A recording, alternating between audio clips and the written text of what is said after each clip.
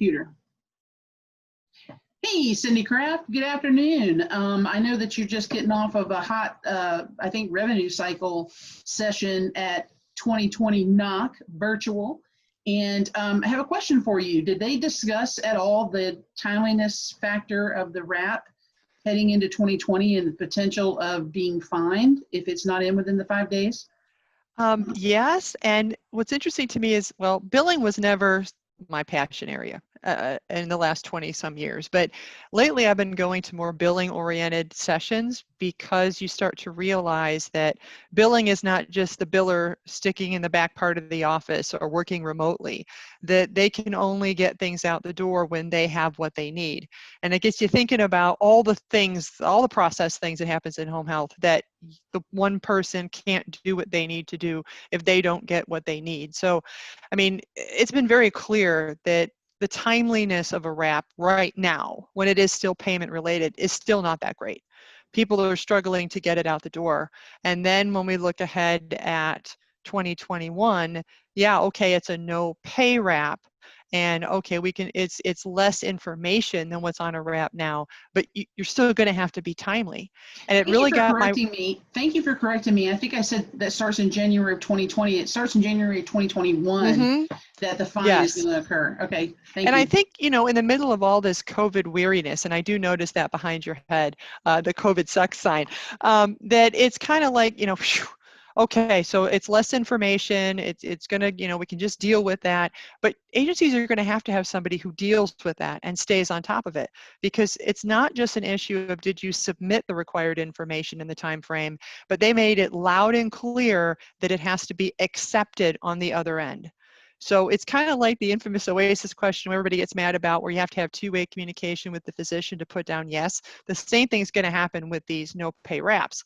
Is it's not just I have it on my end, I have proof I sent it. If I don't check the system and find out if it was approved in that 5 days that I'm supposed to get it in from the start of care, then each day after I'm going to take a 1/30th of my total payment hit as that keeps going.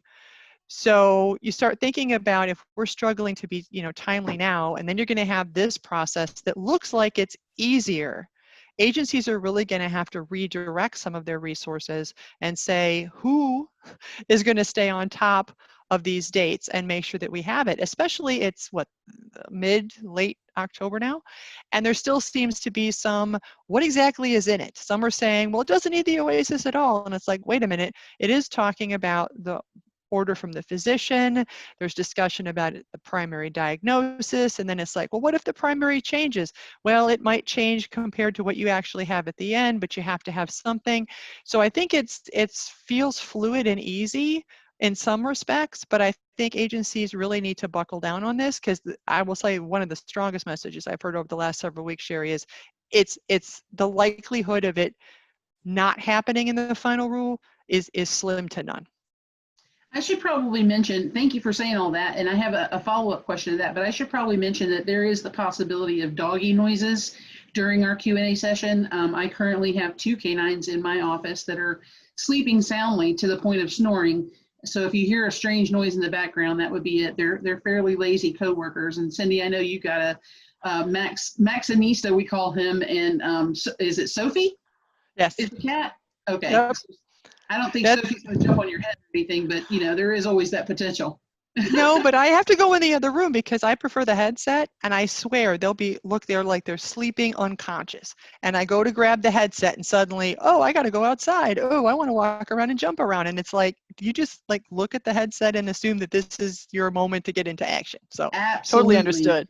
So on that RAP timeliness, what do you think is the reason? Because it feels overly laborious and overly just reg heavy for something that's not going to be paid for starting in 2021.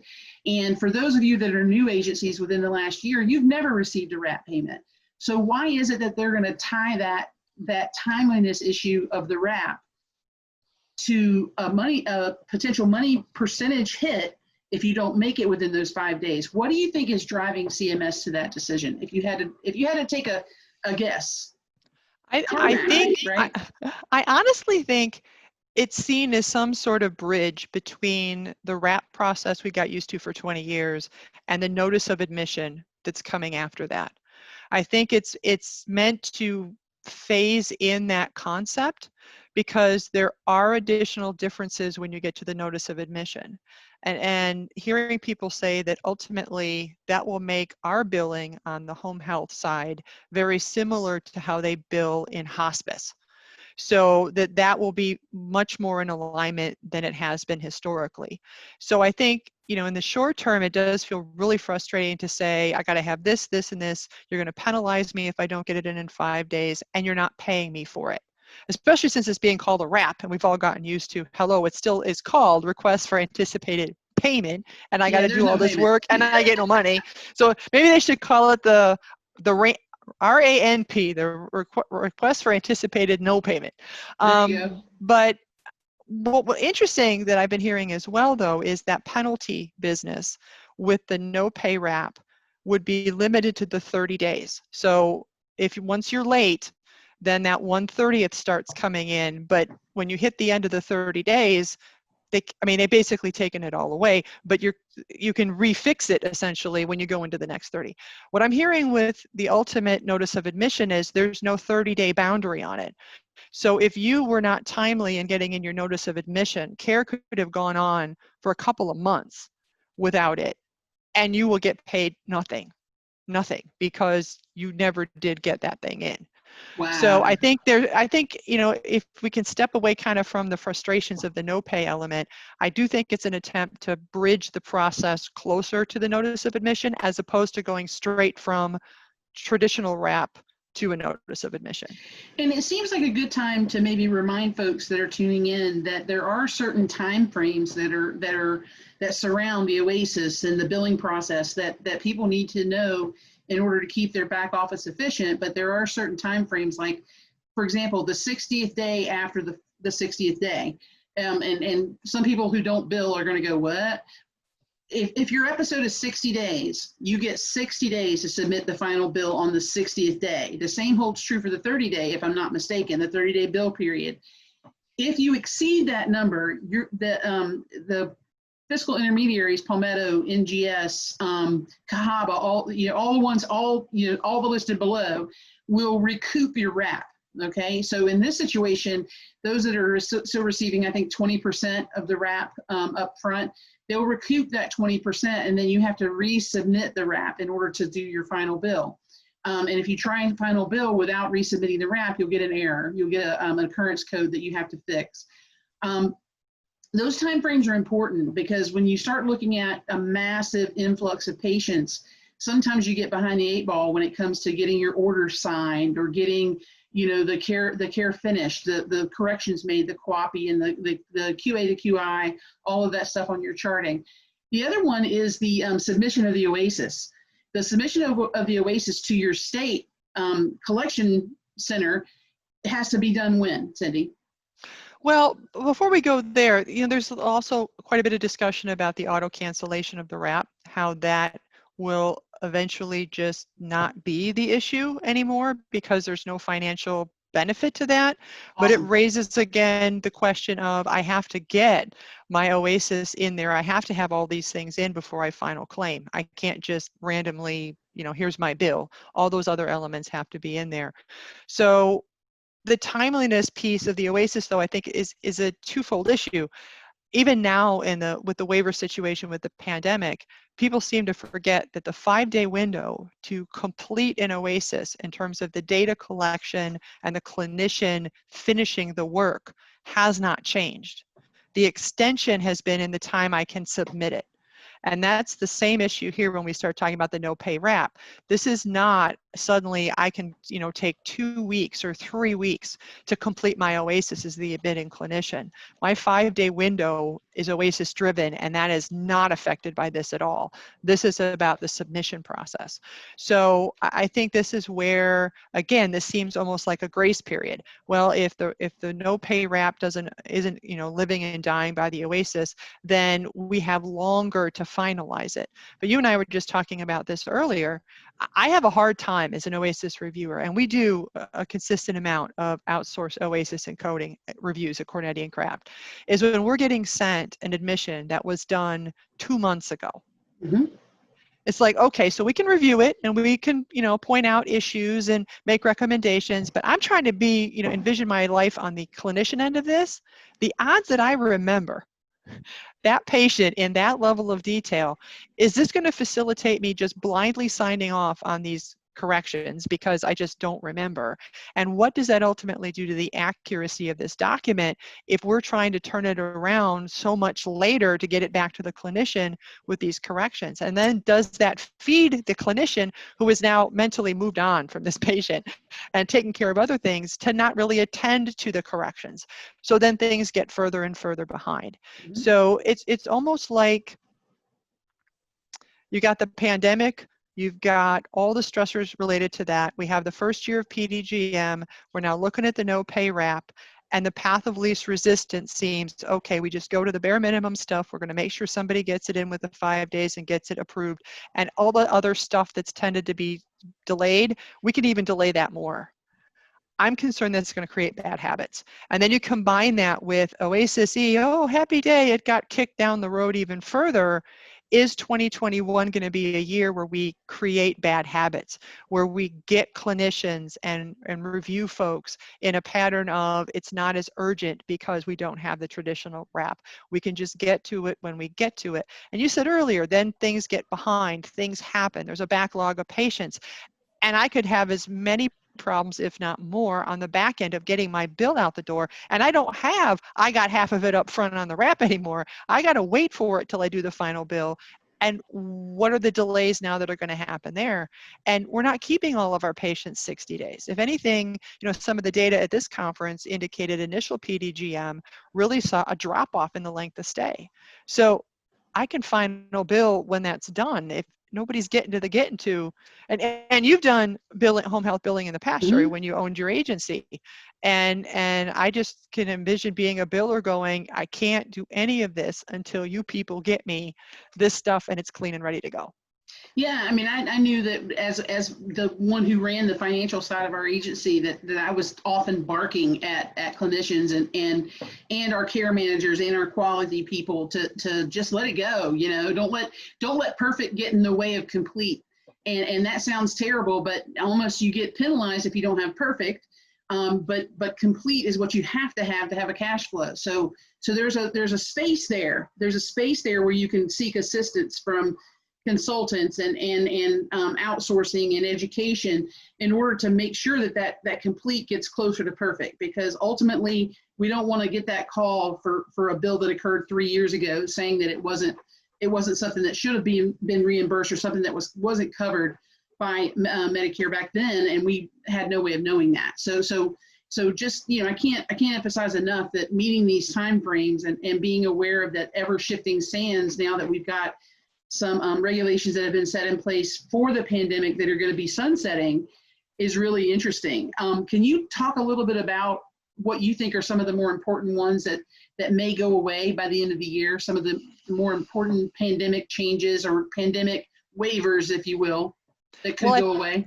I think what's starting to make people nervous is when early on in the pandemic, they could submit to get 3 months of revenue up front. So not any sort of federal loan. This was strictly you could apply. And I don't think people really quite thought about it in the heat of the moment that wasn't free money, that's going to have to be factored in on how they recoup it. And there's been emerging information about that as people look at what is the timeline to repay those things. I'm hopeful with respect to some things that may stay. I know that I've been rather loud about it in my comments, is I'm hopeful that the who does the admission waiver thing stays. I think it's been better organizations to be able to care. And I think the telehealth one, people get very touchy about that, well, we're still not paid for it. But seeing where it landed in the proposed rule with continue to track, continue to put on your claim, clearly indicates that they're looking to amass information about its utilization in home health. And I think that, you know, again, in several sessions I've been to at this and other conferences are the positive stories coming from organizations that the pandemic kind of forced their hand into some of these technology options, Mm-hmm. but they don't see themselves going back. Right. They, whether it's in how they interact with the patients, which would be more the telehealth issue from a patient care standpoint, but also in how they interact with their staff and the different strategies. There was a great part of the opening session today about wellness Yep. and employee wellness and how you can build those connections with individuals that are now not coming into the office with regularity. And it really struck me with that one, Sherry. I know it's not billing related, but my brain is going that way. That how many agencies have stressed for a long time pre-pandemic about don't come into the office. We don't want you in the office. I remember, you know, we took away everybody's cubicle and said, here's your laptop, go away. Or, you know, here's a table. If you come here, you make it unpleasant so that you don't come in, you go see the patients. But now we're like, oh, in a pandemic, do you know how disconnected employees feel? Do you know they don't feel? I suspect they were feeling some of this before when we kind of jettisoned them out the door and said, go see people.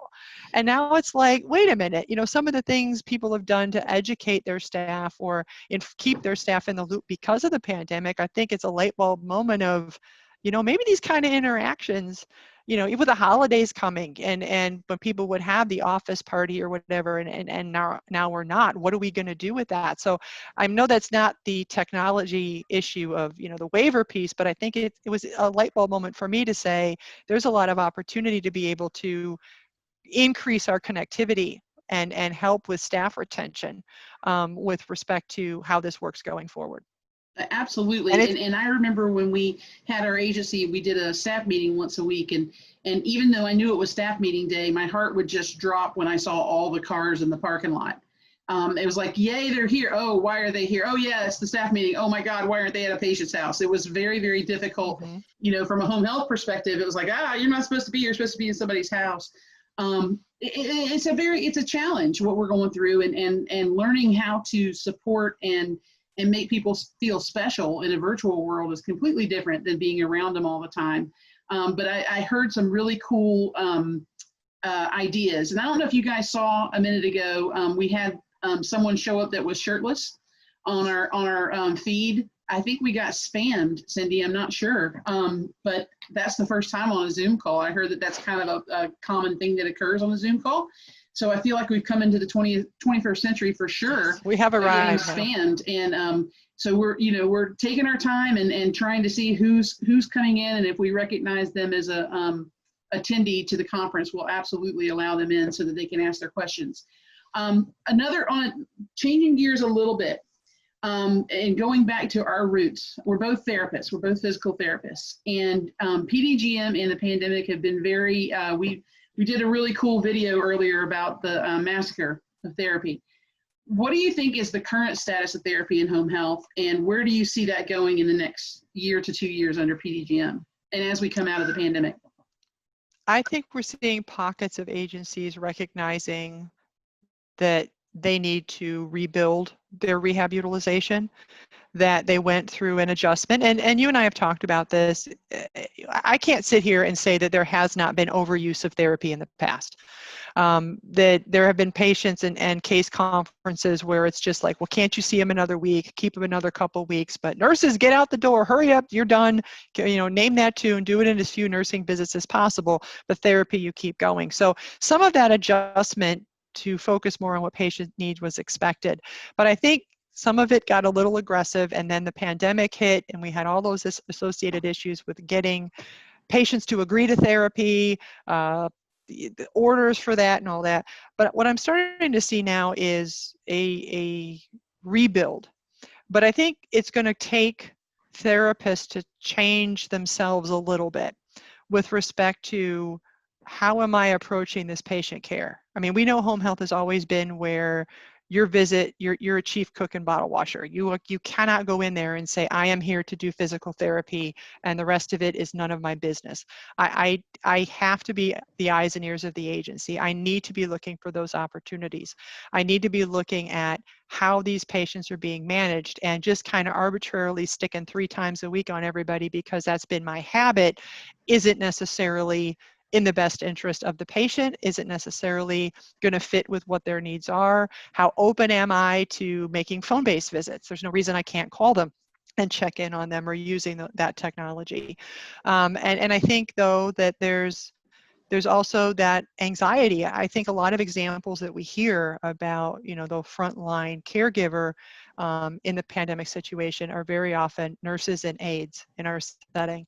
But there are plenty of therapists suiting up and going out there and volunteering to be on COVID teams that are seeing now, the effects not just of those who have been directly infected, but those who, by virtue of concerns of exposure, have really limited their activity. And are now trying to figure out what is that infamous new normal about how much I'm going to be able to do. And on a personal note, my son is going to start doing home health as a PTA in a few weeks. And you look at that and you say, you're putting skin in the game. This is, I'm not just going to talk about it, but I'm going to do the walk, and I'm going to, help manage patients and be out there with folks. And I mean, I'll just confess, there's a different slant to that. It feels different. But I think that, as an industry, we've historically really kind of rallied around the nurses and the aides. I think we need to be inclusive of all the services. Services that have had to step up into this space. I think there's been a lot more use of social work, both with patients and with staff. I think we found a whole new use for the social worker, and it's been more internal than external. But that supportive networking, and I think recognizing the contributions of them all is an important lesson going forward.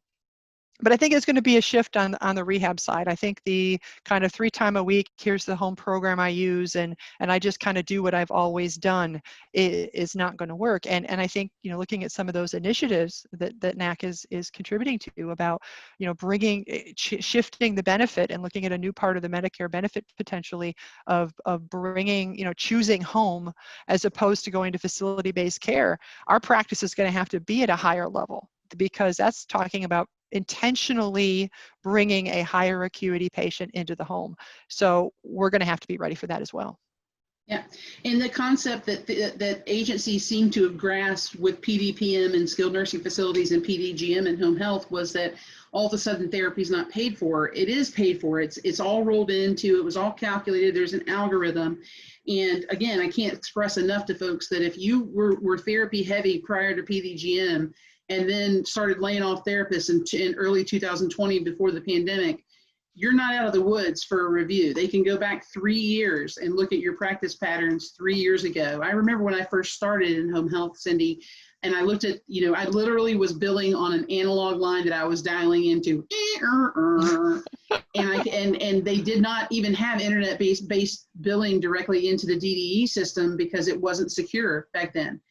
So everything was done over a phone line. And I can remember being in those situations and thinking to myself, wow, if they ever communicate systems, they'll really be able to find the bad actors. Because when it was dial up like that, and when there was no communication between the OASIS and the billing side, other than that code, that wonderful herd code back in the day, it literally, you could do one thing on the OASIS and another on the billing, they would never know. You could create a herd code, and if you had a treatment authorization code, which was a bunch of dates backwards, honestly, that's all it was, you could create a wrap. And I think a lot of people did that, and they were very fraudulent in doing that. Now they all communicate. So if you submit a bill, they have to see that an OASIS was submitted for that client, or they're not going to pay the bill. So those kinds of things are important as we're looking at going forward, and understanding that the patient, the beneficiary, the person who worked to earn this benefit deserves the full breadth of the benefit. And I know that we teach a lot of maintenance therapy with what we do at Kornetti and Krafft, and you and D. Kornetti wrote a book, The Post-Acute Guide to Maintenance Therapy. Yeah, how are people accepting that at this point, Cindy? Don't roll your eyes too much on the video because it'll look like we had a intruder. Yeah. I think there's been some renewed interest as we were gearing up for PDGM. Mm-hmm. I think looking at how do we need to reassess how we're utilizing therapy. Yep. But we've said for years, every agency, every home health agency in this country, I'll stand behind this statement, is doing maintenance therapy. They are. 100%. The issue is are you confident enough to identify it as such and to document it as such and to bill it as such? Because I think that's always been, we partnered up, was it 7 years ago, Sherry, now? Yeah, For yeah. Can Kornetti you and believe it? Krafft, and have spent many years looking at therapy documentation. And you could see patients consistently where, okay, here's our goals, and they're improving, they're improving, they're improving, and then they stopped improving, but they kept them another few weeks.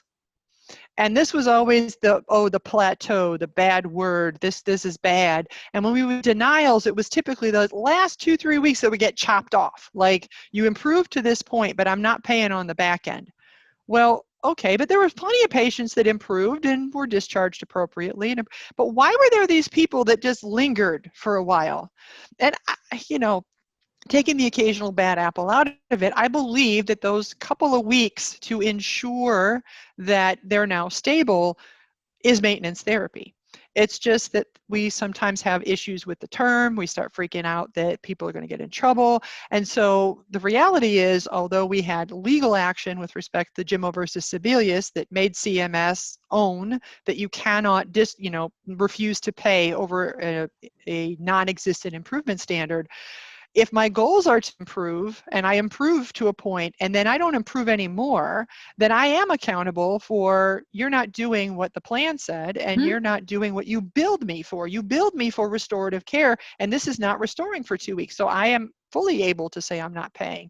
So the ability to own it and to document it and then make sure the billing system, one of the biggest tells to me, Sherry, is when EMRs included the ability to do maintenance. You could identify it as maintenance visit. And agencies hid it. They're like, shh, don't tell them it's there. We don't want them to click on it because Mm-hmm. if they click on it, it'll cause them. Okay. And so we go in and teach maintenance and they're like, well, that's not in my EMR. You can't put, it's like, well, yeah, it is there. They just kind of didn't tell you because of a fear factor. So I think we've seen it on that end. We've also seen it on the infamous one and done. The head scratching eval only, where you go, wait a minute. So you did all this assessing, great. You made recommendations, you suggested equipment, you gave them an exercise program, you recommended they do this, that, and the other, and then you said no rehab potential and ran away. You never thought, and that used to get some traction back in the day because that was, more therapy visits is more reimbursement. So Mm-hmm. eval onlys, we don't like them. But it was always clinically, why would you do this? Why would you give them homework essentially and then not come back to check it? And overwhelmingly, that was an indicator of, I don't think you're going to get better. I have concerns about you. That's why I made these recommendations. But I don't think I can go back because I don't understand maintenance therapy. So if I don't see improvement potential, then I'm just going to kind of slip you some stuff on the slide to work on. But should we have followed up? Yes, we should have. And I heard a comment in Aaron Little from BKD, the session I was in right before you and I got together today, made a comment. It wasn't even about maintenance therapy, but he was talking about length of stay shrinking early on in PDGM. And he talked about, discharging before you're sure that the outcome is sustainable. And I'm like, that is what we're talking about, Yeah. because it's not, the maintenance word that'll freak people out, or, management and evaluation on the nursing side. Oh, we don't do that. But for some of our patients, you get them to the outcome. Is the outcome sustainable? If it's not, we can follow all the appropriate regulatory criteria and continue to see this individual, because the alternative, as he said right afterwards, if you don't do that, the outcome is not going to be sustainable and you're going to have problems with the patient because things will go back off the rails. We have a rehospitalization, we have all these other things. So I hadn't heard that comment that way before, but it just hit me with maintenance is discharging before you're sure that the outcome is sustainable. Well, yeah, and there's things that maintenance is, and there's things that maintenance is not. Right. Maintenance is not a way to keep a patient on forever. Is that fair to say? Mm-hmm. Yes or no? Yes. Yes, it's Yes. not a way. Maintenance is something that has to be done at least once a week. No, it does not. Oh, Maintenance can only be done by therapists. That changed this year. In 2020, the therapy assistants were able to provide maintenance. Maintenance has its own code, but maintenance doesn't help my outcomes. That is an interesting one, because we know that we have benefits, especially in the value-based states. We have benefits to showing improvement in our folks from OASIS 1, the start of care, to OASIS, the end. right. And people get a little bit twisted about maintenance because your job is to maintain them, and so you will not get that extra benefit of the bump. My argument, and you can tell me whether my argument's wrong, or you can add your argument to my argument, is if more people would embrace maintenance, then that issue would be embraced by CMS. They're not going to address it while there's the coding, the revenue code that's used for maintenance therapy and for maintenance and Management evaluation. management evaluation in nursing. Until they see enough of those codes being used, why would they change the STAR system? It's so minimal now that it's not even in their best interest to address that as a problem. What do you think the reasoning is on that? I agree. I think, we are an unusual setting that has a specific code on the claim that clearly identifies it as maintenance. And so when we say, well, you need to pay more attention to stabilization, whether it's value-based purchasing or just on Home Health Compare or the STAR rankings, it's not fair. Well, it's kind of hard to sell it, with data when it says, well, like, less than 1% of these people are getting maintenance, so it shouldn't really be affecting your outcomes all that much if it's that small. I will say, participating in several technical expert panels, there's an openness to that conversation. I don't sense any, no, improvement is the only thing we want to see, we're still mad about that lawsuit. No, there's an openness to that piece. But there's also well, how do you capture that as value? And I think part of the opportunity, I think, will eventually come through the GG items on the OASIS in a way, because those functional items in particular have the ability for you to anticipate an outcome. So they call it a goal, and it makes people freak out that if they put that, it's a goal and someone's going to get them. It really should have just been called anticipated outcome, in my opinion, because there's a big difference if I say, I expect you to improve, and you improved, yay. I expect you to improve, and you did not. Well, then what happened there? Because, some things can happen. And with stabilization, it's a big one. Was my intent to stabilize this ability? And that's what I achieved? Well, that's a positive patient outcome. If I intended to stabilize it and they declined, then that's something we need to take a look at, because I didn't achieve what I had intended to achieve. So right now, our items are very black and white. It's what it was when you started, what it was when you ended, and 3 possible routes. It doesn't take into account what your intention was with the plan or what you realistically expected for the patient. So I think ultimately down the road, those will help shape where that fits. But I think in the short term, part of the I don't like maintenance in my outcomes is we keep thinking about therapy in a very limited, the only outcome we affect is ambulation, bathing, and transfers. Well, first of all, I've argued for 20 years, you cannot hold me responsible for those unless therapy is seeing 100% of your patients.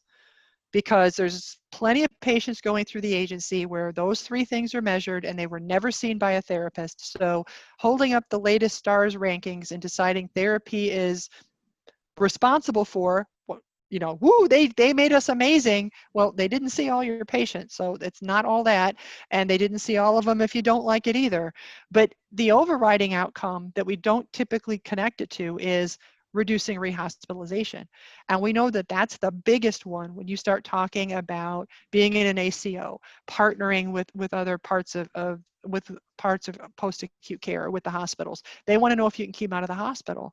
And I still see far too much of that as being a medical decision as opposed to a medical combined with functional decision.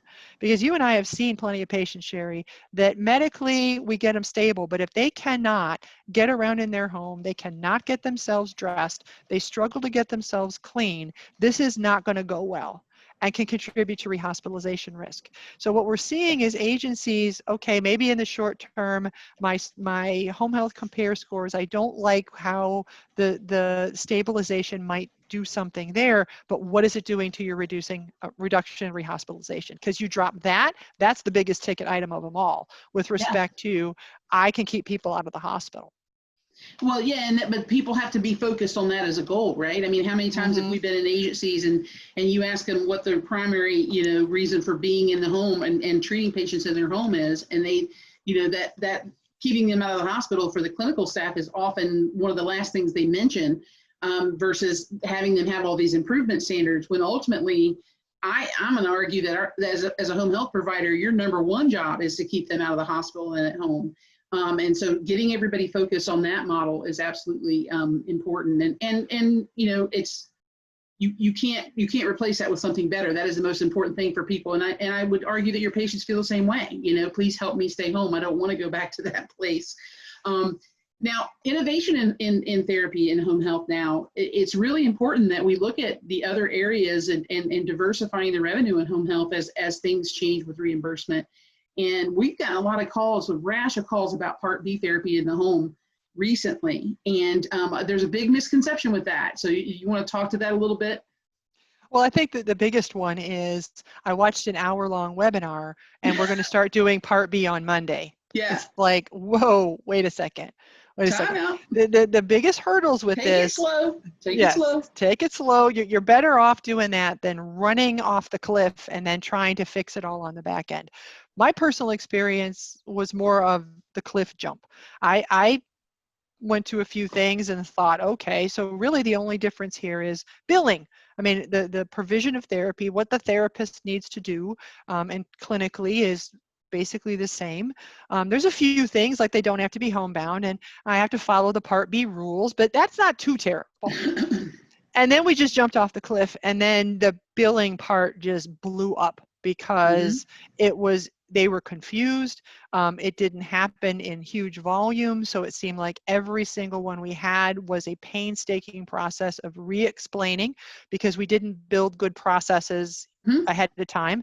So, and then you'd get a different biller who got it this time. And then we had, the billing department upset because these bills just started to accumulate and weren't getting paid because there was this mistake or that mistake or this didn't happen. And finally, weighing the sheer volume of it against the volume of headache on the billing side, we shut it down and stopped doing it.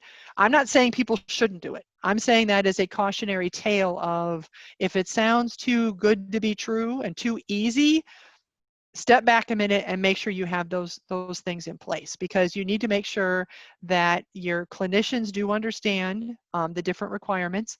You want to make sure that you have documentation that clearly shows this is different. One of the biggest ones is, well, we'll just use the same EMR. We'll use the same note. And then all these Part B visits say patient is homebound, patient is homebound. I'm like, right. What? Oh, you'll love this one. I'm just fired up because I was doing discharge audits today, Sherry. I've seen a run of they're validating homebound status on the discharge visit.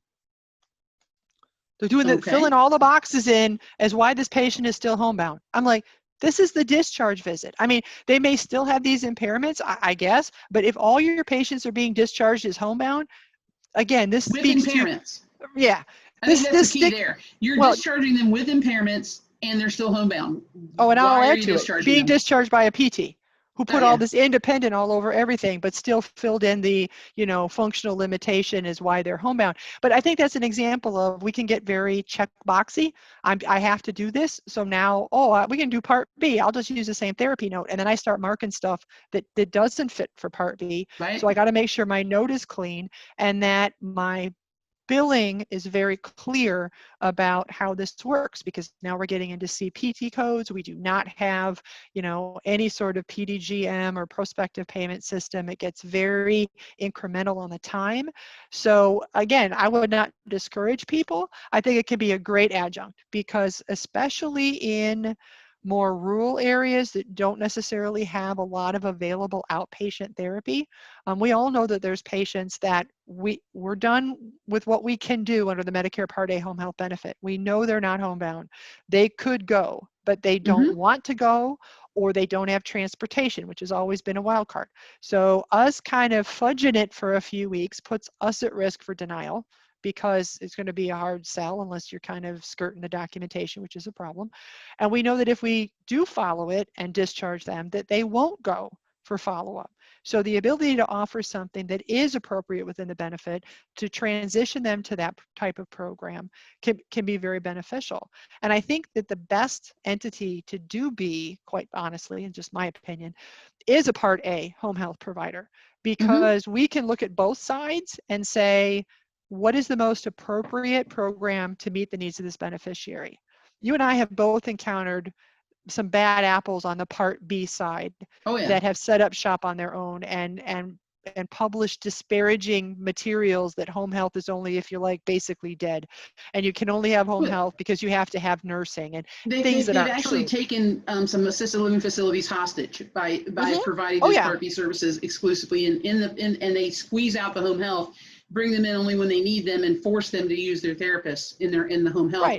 Well, which is disgusting. But well, it is what it is. and they've also created what I refer to as pseudo nursing homes. I mean, you Yeah, walk into an ALF and it's like, okay, I don't think you were supposed to need that much assistance, or yeah. have the therapy set up right here that just keeps rotating. So I think, when you're able to provide both, it gives you a clarity, as opposed to the concern that if I'm only Part B and I think you need A, then I've given my business away, or the vice versa. So whether it's a home health agency diversifies as it includes it, or finds a good Part B partner, because there's plenty, if you partner well with a Part B in the home provider, they can be a great referral source back to you when they understand, okay, this patient, yeah, we got the referral for us, but they need this, this, and this. I'm sending them to this home health Well, agency but because, I want to be and then really they can come clear. back later. I want to be really clear to home health providers with a Medicare home health Part A license. You absolutely can do Part B in the home. You can do DME in the home. You can do private duty in the home. So many people take that Medicare home health license and go, oh, we can only do Part A Medicare home health, and that's just absolutely not true. It's a very broad license that we've pigeonholed ourselves into this one container of diversified revenue, and that can feel very limiting, but it is not a limited license whatsoever. It's one of the 3 Part A licenses, or 4 Part A licenses that Medicare does. One's a hospital, one's a inpatient rehab facility, skilled nursing, and home health. That is it. Hospice is similar to the Part A in that it's paid 100%. But you can do those levels of care underneath that Part A, underneath that 100%. You're licensed to do that. It's just setting up those billing mechanisms and having a full understanding of what the difference is between the two, so you can set up walls and make sure that you're not applying Part A rules onto those other entities. So it's complicated, but it can be done. Yeah. But I think a lot of people, Sherry, don't. Well, obviously, if we have been working on the Part A side, we're not going to go read Part B rules for entertainment value. So a lot of people haven't looked at them and get surprised when you look at Part B therapy that there is no mention of a clinic. There is Right. no mention of a brick and mortar location for this. Now, yes, Right. if you do have a brick and mortar, you get into infection control and all that stuff like the rest of us do when you have a building. But I think it's become, because Part B coalesced around a facility to make it more convenient that patients came to you, more of them could come at the same time. It developed as a model that kind of became, this is Part B outpatient therapy, when this is not the only way it can be done. Right. And there are avenues, and I think that we're seeing some of it. And if you take the home health out of it for a second, we're seeing brick and mortar outpatient clinics venture into the home because of COVID, Mm-hmm. because they got shut down in Mm-hmm. the middle of this. They could not have, the idea now of having patients come to you and congregate was like, nope, that's not going to happen. So I had firsthand knowledge of clinics that started, okay, we're taking the visit to the patient. Who Right. wants to go do the home health now? We're going to do Part B in the home, and they just flipped it and started driving out to people's houses and doing it. Mm-hmm. So it's like, again, COVID shook up a lot of things, but made us look at it and say, why do we do it this way? could we do it some other way? Is Yeah. there a better way? I think And I think that's agencies been a need to ask positive that thing. question consistently. I think that Yeah. they need to rethink some of those old myths and relook at what they're actually trying to do, which is basically help seniors age in place at home, and not always seniors. I think some of my stuff behind me just tried to attack me.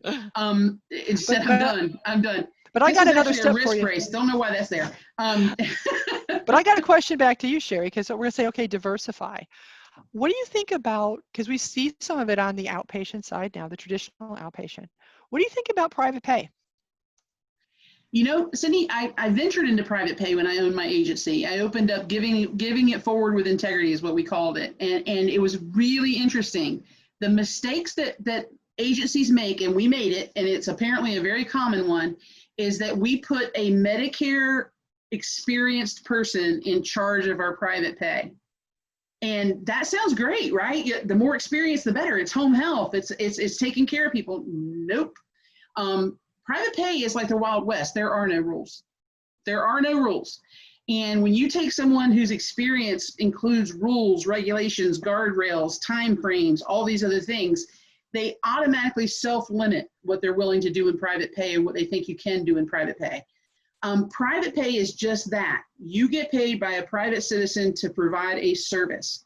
Obviously, as an agency or as an entity, you want to define what that service is. Okay, so that you know who you're sending out there, that they're appropriate and the person to do that.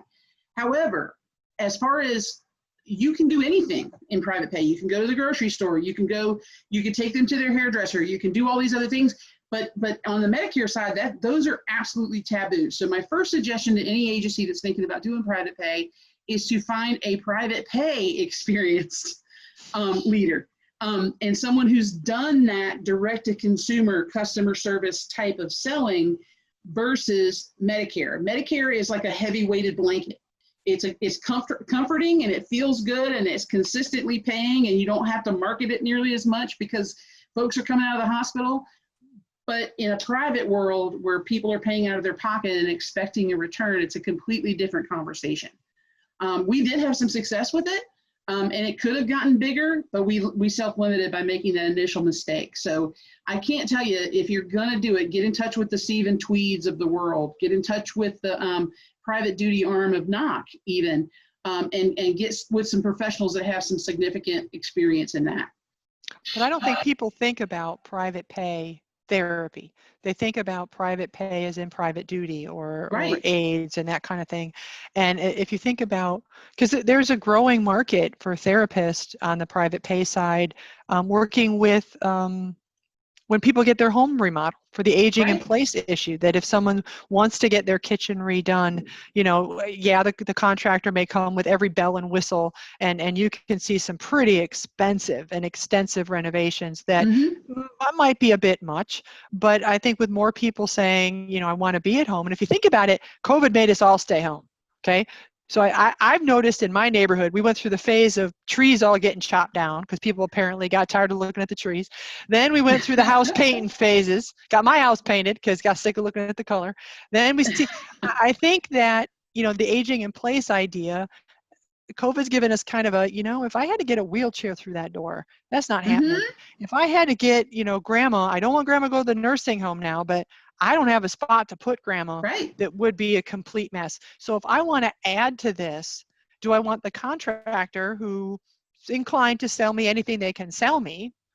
Or would it be helpful to have an experienced therapist give me some insights into counter height or door width, or, you know, I don't really, I would love to get grandma the Cadillac version, but I can't afford it. What are some basic things that could be put in here that would help? Because the one that drives me crazy is, I'll never forget, Sherry, when I was with a home health agency, they were so excited because an assisted living got built across the street.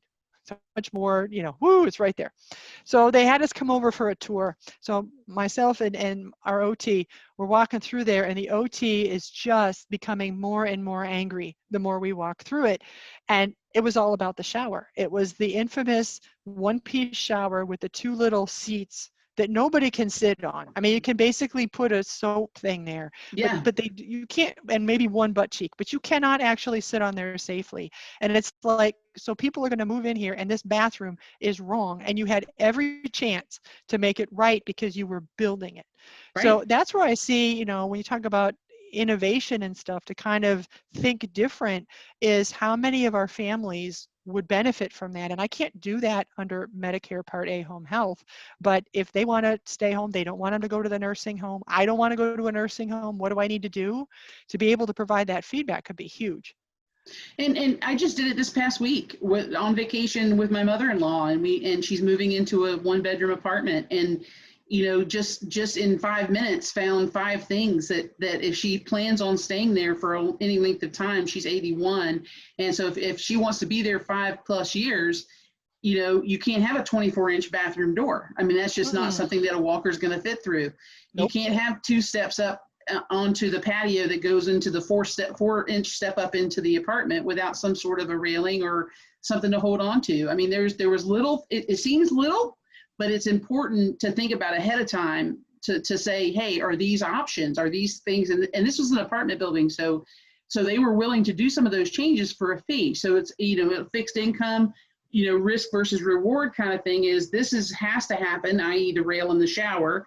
The toilet height has to happen, but the widening of the door maybe can wait a couple years, and the rail going up the steps has to happen.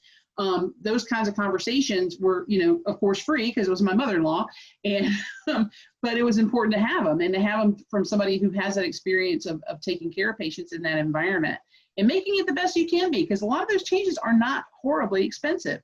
They just, it's way cheaper than breaking a hip. It's way cheaper than falling and hitting your head on the side of a banister or something. It's so much cheaper to handle that stuff up front. Well, it would also be finally achieving some level of actual fall prevention, Right. as opposed to, my pet peeve. How many home health agencies have a fall prevention program, and the way you got into it is because you fell? Right. Fall first. Why don't you just call it the fall first program, and then we send somebody. What about the ongoing goal of a patient will not fall during this episode of care? Well, they failed to get in, and then we're going to keep 60 days of no falling, and then on day 61, good luck with it. But I think if you look at the skill sets many agencies already have about doing a home assessment and those kinds of things, why could you then not take it to the non-homebound population and the not Part B population, individuals that are making these decisions, that it isn't always a huge expensive reno, but they don't think about it. That's not their training or expertise. It's like, oh, I like those little steps to the, and there's basically no good lighting there, and there's nothing for you to hold on to. You won't think about it until you're in the process of falling, and then going, I should have had a railing there. I should have had a railing. Oh. Yeah. But I think it's something to think about, and I think COVID has made a lot of people look at their house and go, I don't know if that would work. I think you need to you got your kids coming back, so I think you need to have an expansion of your house, just period, just like no, because that implies they can stay long. I am all for temporary arrangements so that the birdies can fly out the nest. Well, we're running short on time. It's about 3:27, so I want to let everybody know that I know we didn't answer all of your questions. These were hot button questions I've gotten during the course of the conference, and clarifications that I wanted Cindy on here to be able to provide everyone. And it was interesting experience to be spammed twice during a Zoom call. Probably my fault for putting it on Twitter, but oh well, live and learn. If you have any other questions, though, you can reach us very easily at the website www.valuebeyondthevisit.com. And the reason we chose that website is because we think that there's so much more value in things that occur outside of an actual visit. We got to get out of that mind frame of counting visits, because it really has to do with what care is provided all the way around versus how many times you physically go and see that patient. So again, that website is www.valuebeyondthevisit.com. And as I'm saying www, I realize how country I sound. www. Uh, and Cindy, do you have any final thoughts as we let everybody get back to the conference? No, I think, you know, it's a transition doing the virtual conference thing. I think as these happen, we'll get more comfortable kind of with the platform, and hopefully we can all see folks at conferences again in person soon. I know when I was in the heat of doing a whole bunch of them back to back, it was like, oh no, was it really another conference? And now I find myself saying, oh, I miss it. I miss seeing people. There was people that you only saw ever once a year at Exactly. conferences like this, and you miss them. So I'm hopeful that, you know, maybe by the time NAC rolls around in 2021, we can all be in person and commiserate and celebrate at the same time. Have a great conference, and we look forward to chatting with you guys soon. Bye. Bye.